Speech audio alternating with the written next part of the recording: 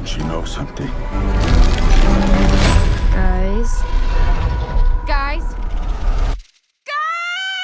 Oh, no!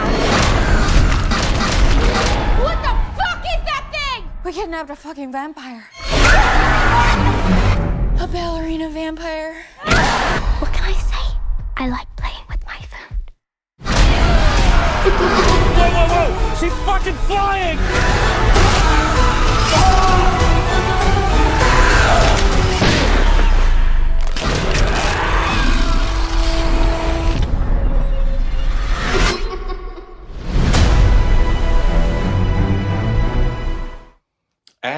Abigail. This movie, I'm a little mixed on it. It's a really well-made movie. It's a horror comedy kind of.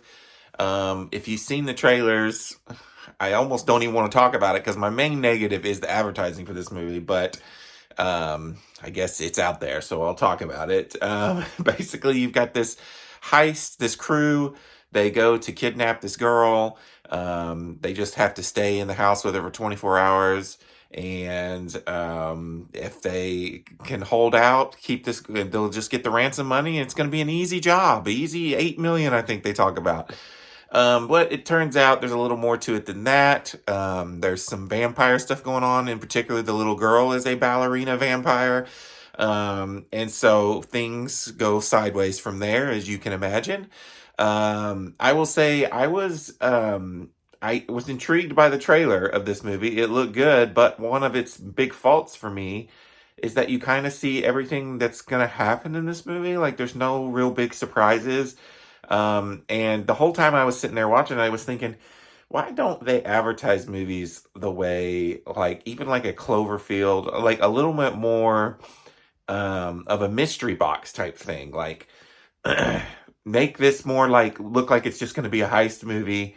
And man, I could just see how things would have been if you were in the theater watching what you thought was going to be a heist movie. And it turns out, oh, this girl's a vampire.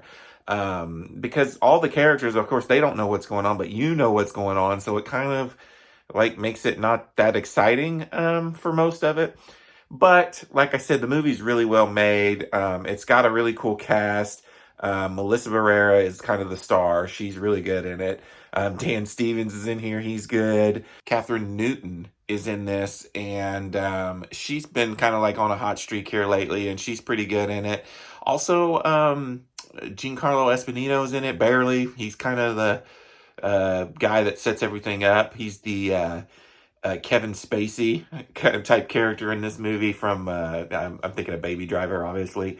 But it was a fun ride. It is super gory, which also is a turnoff for me. So it's probably why I didn't love it as much as some people are. Because it gets really, really gory, at times.